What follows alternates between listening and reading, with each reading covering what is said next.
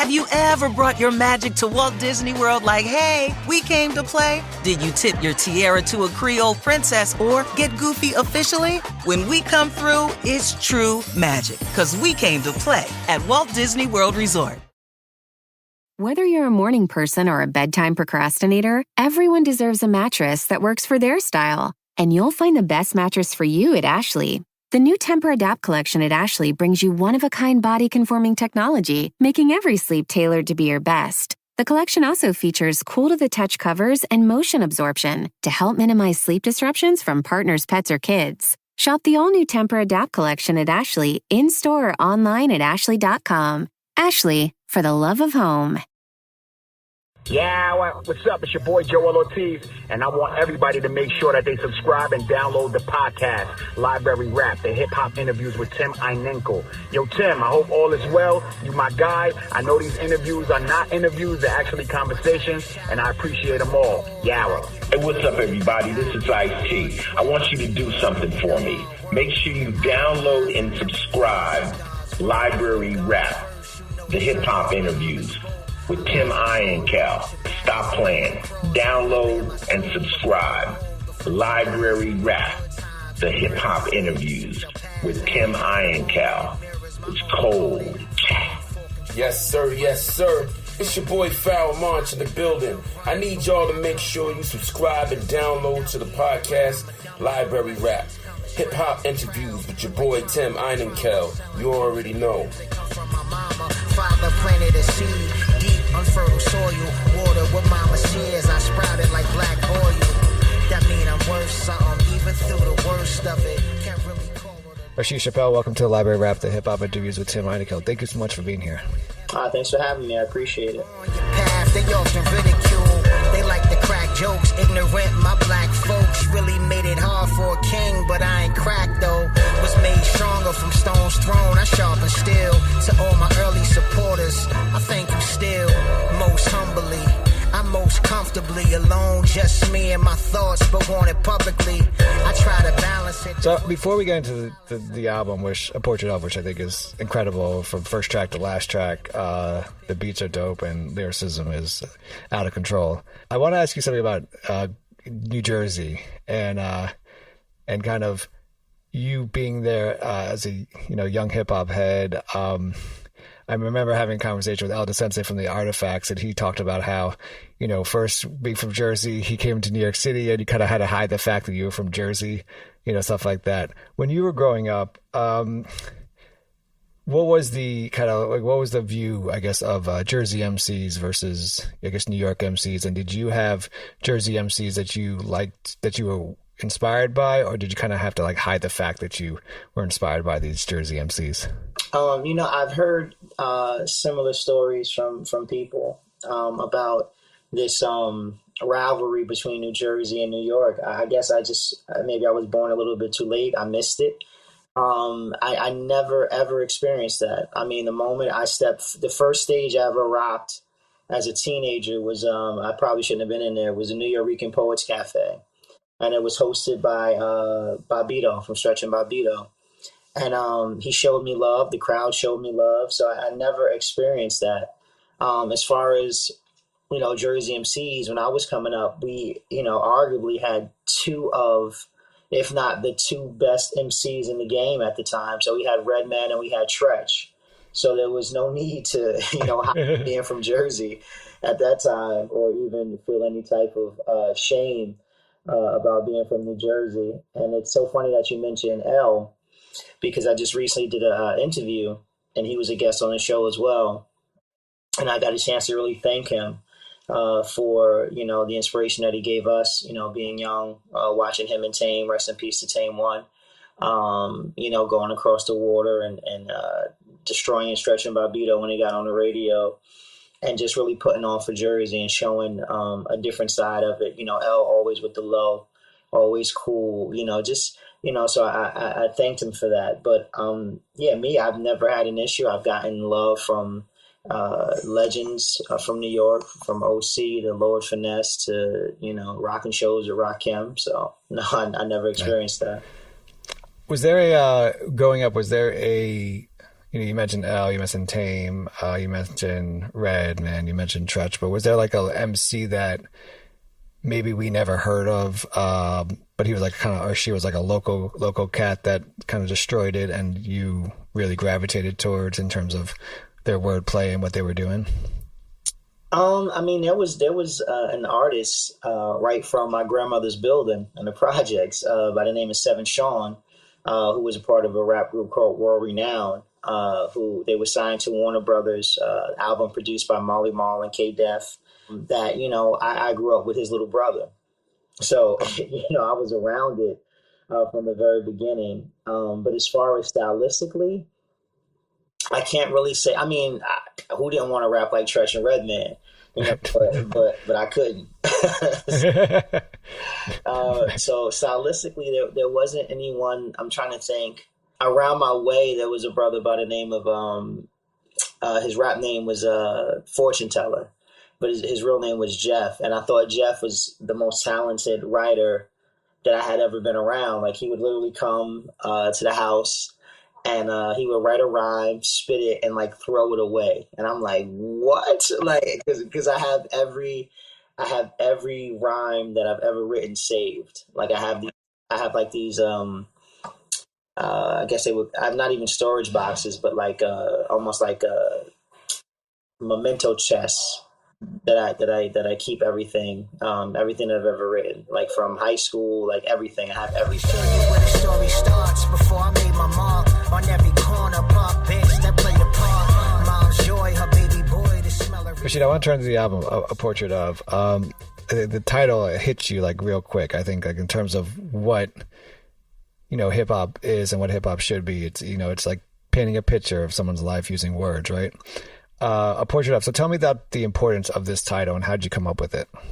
I normally name my projects like once I'm done or once we start getting a feel of what the music is sounding like, and there's no different with this process. So Vic and I we recorded, I think maybe 3 or 4 songs prior to the first song that I was like, okay, this is a song. Like, okay, we got one. Like, this is a song. This isn't just some verses over a beat. This is an actual song, which turned out to be Spitting Images. That was the first song that Saturday that we did. And I was like, okay, this is one. And once we got into it, maybe 3 or 4 songs and started getting a feel of what it was becoming. Sonically, he was just providing me music that allowed me to just explore some parts of my life currently. A lot of times I draw my inspiration from, past experiences, but I seldom talk about like the right now. And this album, it just felt right now. And so a portrait of who I am as an individual, a portrait of who I am as a man, who I am as an artist, it just seemed fitting. You just talked about Spitting Images, and that's the first track off the album. Couple of questions here. It's why is this the table setter for the album? But then also, when you hear this album and you hear like the title, you think Spitting Images, and he's like, okay, for me, it's like, all right, Rasheed's going to talk about someone that's he's a spitting image of like a family member or something, but it's not. It's a spitting image about. It's like a story about your life prior to what seems like prior to hip hop. So the question here is, what was that point for you? Maybe you wrote a certain rhyme that you decided this is going to be my focus. This is going to be my artistic outlet. I mean, I started writing rhymes in Corey's attic, I mean, full circle moment. I think the first rhyme I wrote was to a beat by Black Sheep, and years later I got a chance to do a record with Drez. So like that's just crazy. I just want to state that for the record. But I've always been drawn to words, and I thank my mom for that. She was a huge record collector. So we would sit together and we would read the liner notes, we would read the lyric sheets, so I was always a fan of that. I was always a fan of the written word, whether it be an orator like, Martin Luther King, or I just was a fan of words and how it could move people. And so I was just drawn to that. I was always drawn to that. I did a lot of public speaking when I was young, and when everyone else was getting into rap, because I got into it late. Like one of my best friends, Sugar Hill, who I mention often. He was doing it and performing and traveling at like 9, doing rap. And I got to it late. I got to it around 13, 14, and it was kind of like on a dare, on a bet, and I just fell in love with it, like, and all of it. Like, I'm so in love with the art of writing, because I draw my inspirations from Stevie Wonder, who I think would be like the Nas, of songwriting, of the R&B, because he can go any pocket, he can go anywhere.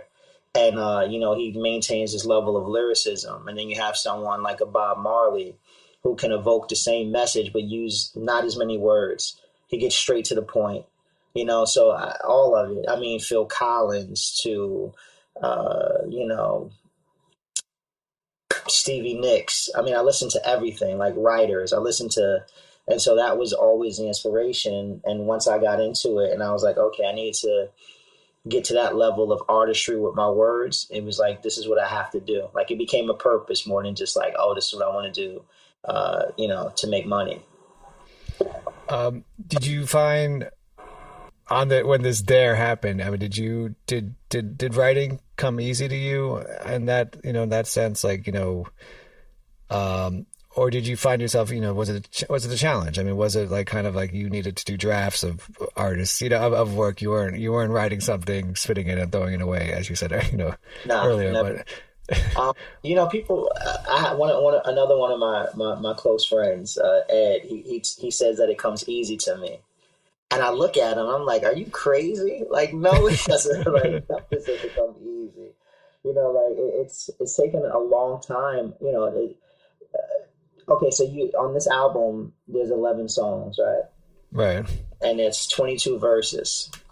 Do you know how many verses you haven't heard, or how many verses it took to get to those, 22? You know what I mean? Like, yeah.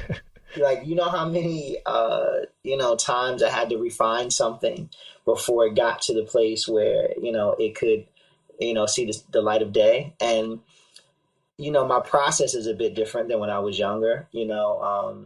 I don't really scratch out lines anymore, because I do the revisions in my head, and then I put them on paper. But I mean, I've always enjoyed writing, but I wouldn't say it came easy. It became easier to channel it the more and more I did it.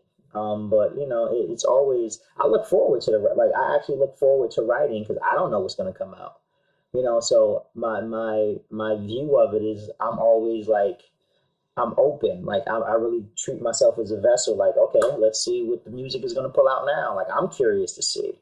So I'm still very enthusiastic about the writing process, but I wouldn't say the writing itself came easy. I would just say it's become easier to channel it. When you say,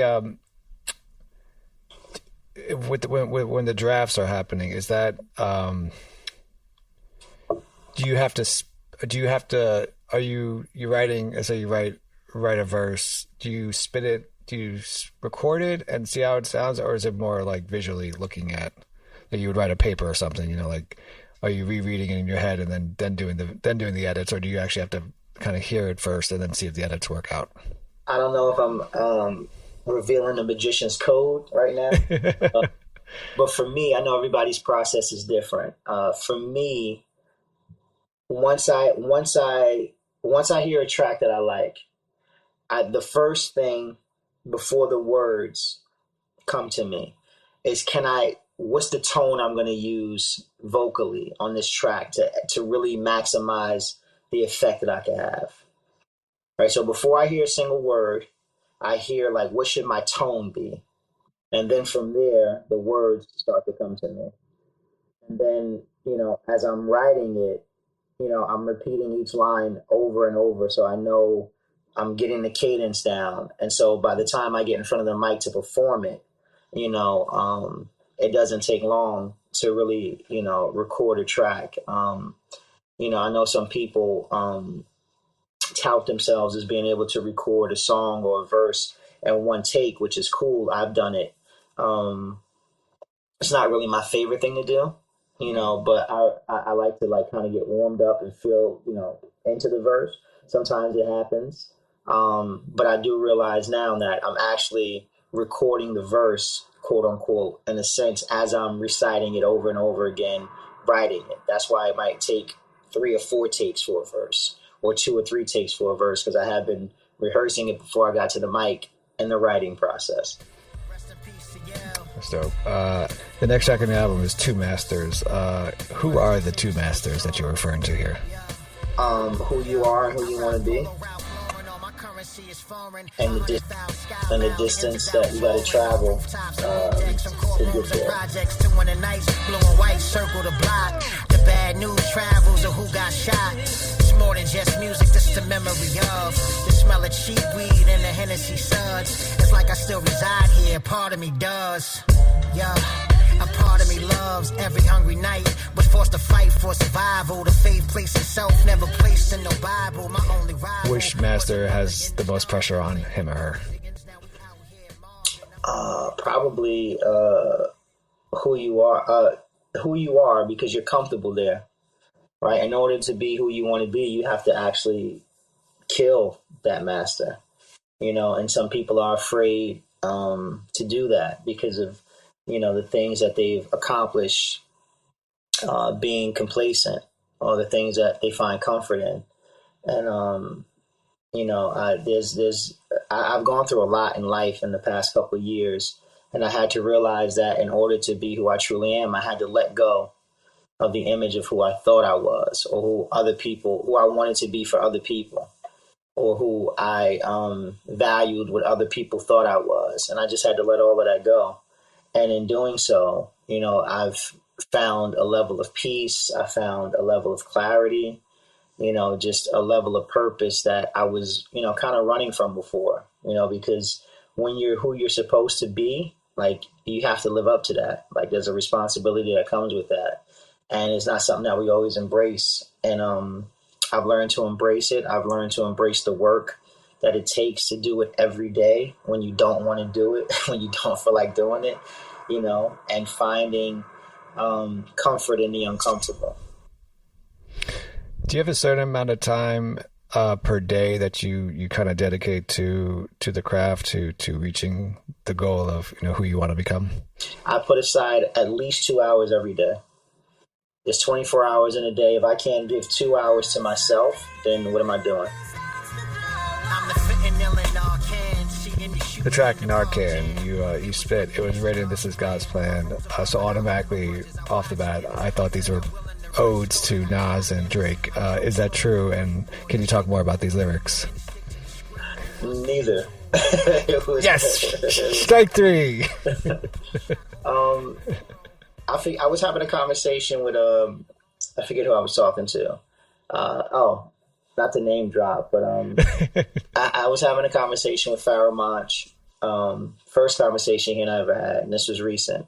He came to my album listening party, and we were just talking about, I was just telling him how much he's inspired so many people, and people that I respect always bring his name up as being in their top 5 MCs. And I said, it's just so amazing that we write something for us, because ultimately it's for us. I feel, for me, I'm writing for me. It's cathartic and therapy for me. And then people hear it and they interpret something totally different from what we were thinking when we wrote it. Like, I don't think I've ever thought about Drake in terms of writing. But I definitely respect what he does. But no, it was, it was just an ode to, like, what I'm doing, this was written. Like, this was before I got here. This is God's plan. It's not mine. I'm just following through. That's dope. I have to say, the piano on the track Praise, with your voiceover, like, this is kind of what there's a lot of reasons I like this album, and like, you know, and going back up to, you know, spitting images, even the line spitting images until my image fades, like really like that album. But that lyric, but also if you go back to the piano and praise and your voice and kind of really showing the voice as the other instrument or the other beat, and it's really perfect on this album. When you heard that piano, what was like, I don't know, what was your immediate reaction to it? And then what were the first lyrics that came to mind after hearing the piano? My thoughts get lost in the piano keys. Like those were the first lyrics. You know, like, because as the beat played, I was like, wow, this is soulful. Like, this is deep. You know, this is you know, ethereal. Like it evoked emotion immediately. And, you know, it's almost like hypnosis, right? The music takes you there, and you're going to say things that you normally wouldn't say. So the conversation I was having with myself is not something that I would normally say aloud, you know, not in a room full of people I don't know. So ultimately, this music is me having a conversation with myself in a crowded room, because other people are going to hear it, you know. So it was just a moment to, again, let the guard down and just talk, just speak. And it's definitely one of my favorite tracks. It's received a lot of love from people. I get a lot of DMs and messages about that particular song. You know, I've had MCs that I respect like tell me personally, like, yo, like, for you to be that vulnerable on the track and speak like that, that's dope. But, you know, you can't be embarrassed by the truth, right? The truth. It is what it is. So, you know, as long as I'm speaking my truth, like, it doesn't bother me. That's what it is. I found God in their mothers. They showed grace, they showed strength, they showed love. They gave me chance and chance. I deserve none. I give you life on the page before it hit the booth. And back to your point about vulnerability. I mean, you even have the lyric, many years I wore a mask trying to save face, which is just like, okay, tell me more. You know, like, you know, that's like, oh wow, this is someone who's willing to be open with us. With that openness, I mean, was there any hesitancy on your part to release this song? You know, like, is it to be like, wow, once the song's out, you know, it's out. I'm not, you know, I can't take it back. Was there any hesitancy on your part? No, no. There was no hesitancy to release the music. It's who I am, you know, and you know, one of the things that I try to always impart upon people is that, you know, you hear the music and you say, wow, that line was dope, or that was like, I like, you know, the entendres there. I appreciate how you put that together, but this is real life. Like, this is inspired by real life. So these dope lines are someone's pain, like someone's trauma that I'm articulating, you know. So it's a lot more than just words on a beat, you know, and I always view it that way. And I take it seriously. So I wasn't, you know, I wasn't afraid. I had never had those thoughts. Like you talking about it right now or asking a question, like, it never entered my mind not to put the record out. So, ironic that a pen drop got me to where I am. You spit on avocado toast. If that pen never dropped, where do you think where would you have gone? Like, where do you think you'd be? Yeah, if I never. Who knows, man? Like, who knows? Like, honestly, I don't know. I could see myself as you know, I grew up with people who interned at NASA. I grew up with people who are doing life in prison. So somewhere in between. You know? I probably didn't have the discipline to do NASA, and I probably don't have the patience to sit somewhere for the rest of my life. So somewhere in between. Nice. Who is Tanisha? Wouldn't you like to know? Tanisha is the fly girl from Building 45. You know, that's where I live. And you know, Tanisha is the girl that we all had a crush on. Tanisha is the one who you know, you had your first puppy love crush on. That's who Tanisha is. She's the girl who formed your opinion of what beauty was as a kid, and you're always searching for that when you find a girl or a woman now as an adult. You know, she shaped that ideology of what sexy and a sex symbol and beauty and the type of girl I want when I grow up. That's who Tanisha is. The influence of obviously Slick Rick's "A Teenage Love" is heavy on this track. Yeah. And I really like that because as a 5th grader or 6th grader, whatever I was, knowing the entire album of Adventures of Slick Rick was probably inappropriate for my age, but also pretty impressive. If you were a fly on the wall when Slick Rick was creating that album, is there a track that, or even maybe a line that you wish you were there to like experience him writing or putting together? Are you serious? I mean, from, the whole album, The Ruler's Back to, you know, Mona Lisa. I mean, you know, I was young also when it came out, so I thought he were two people on Mona Lisa. Like, I truly thought that MC Ricky D and Slick Rick were two different people. Like, I had no idea. And so, you know, just the creativity of you know, where his mind went to create such an album. You know, a children's story. The Moment I Feared, Indian Girl, you know, like Teenage Love, you know, like even that, you know, one of my favorite songs of all time when I first got an iPod Shuffle, right? This how far, like when I got an iPod Shuffle, and I think I got it with like a gift card to maybe 20 songs. That one of the first songs I downloaded was Hey Young World. Like I think I think that song is incredible. Like I think that song is absolutely incredible. Yeah, I'm a fan, so part of my excitement. But it's like, you know, like Slick Rick is one of the people that definitely influenced and inspired me.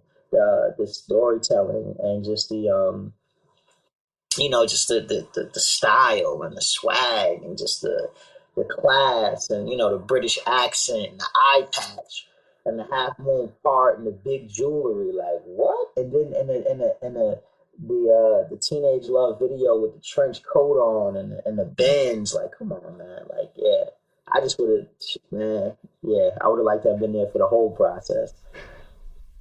I like the fact that I was in elementary school and a Teenage Dove would play and I was like, yeah, I get it. I totally know what's happening right now. Yeah, man, yeah. But then I think one of my favorite songs of the album was Teacher, Teacher. Teacher, Teacher. Tell me, that's just incredible. Like that's like really, even at my age, I was like, oh, he's teaching a class right now, you know? Yeah, Slick. Of how to tell a story.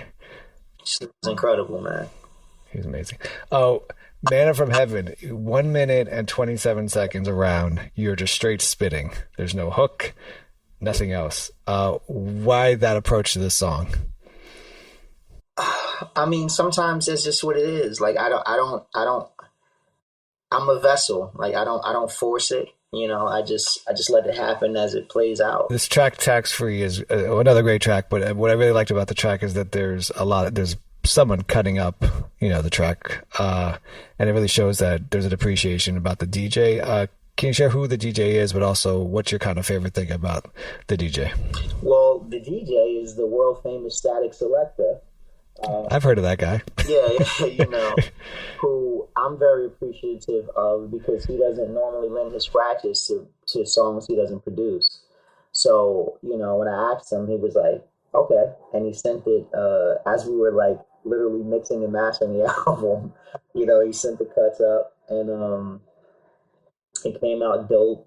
And, you know, for me, before the MC, it was the DJ for me. You know, the DJ and the block parties and the little discos that we would call them back in the day, they were the one that got the respect. It was the DJ. So I've always been a fan of the DJ. I've always incorporated DJs on my records. You know, I had the honor of working with DJ Scratch on my first and second album. He did cuts for me. DJ Eclipse, DJ Mel Star, DJ JS1, got records with PF Cuttin, you know, doing scratches for me. So, like, it's a part of the art form. I incorporate the DJ into what I'm doing because it's a huge part of the art form. And so for me, like, I'm a fan of the culture, not just rap. So I try to incorporate as many pieces of it into what I do as I can. That's dope. Becoming is the final track on the album, and it's once again a very, you start out with a very personal track, and you're ending with a very personal track as well. Why kind of have those as your first and last track? Why leave us with this as the last track of the album? I think, one of the things that I learned, not only from listening to other artists, but definitely my time spent with Kenny Dope, is beginning, middles, and ends, highs, lows, ebbs and flows, all of it. So I painted this image of, like, even sonically, the beat on Spitting Images, it's fast paced, it's frantic, of like this hectic, crazy stuff going on. And then through all of that of the album, you come to Becoming, which is a reflective piece, right? So you go from, this frantic pace to a more somber tone, definitely mellow. And it's just a more, even the cadence is different, the tone of the voice, just reflecting on through all of that, like, this is how I became me. And there's a level of gratitude that's being spoken on the song. Thankful that I've had those experiences and that it allowed me to become who I am. So it wasn't a hard decision, listen to the collections of records that we had, how, what the first and what the last would be, because the first lyrics on the song is, let me show you where my story starts, before I made my mark. So it's like, okay, that's the beginning. We got to end the beginning. And the Becoming, it made sense. The difficult part was fitting all the other records in between. Where are we going to go? Like, how are we going to tell this story? A Portrait of his new album, Rasheed Chappell. Thank you so much for being on Library Rap, the Hip Hop Interviews with Tim Einenkel. I greatly appreciate this. Thank you for having me. Definitely a pleasure. Very good interview. Very good interview. Fight addiction is nothing like a mother's love. The saying goes, the coming out of the speaker while a J is rolled. My first love, my first everything. I was little man at the house before the wedding ring. Food stamps, we would check. She ran scams, even let me fuck in the house.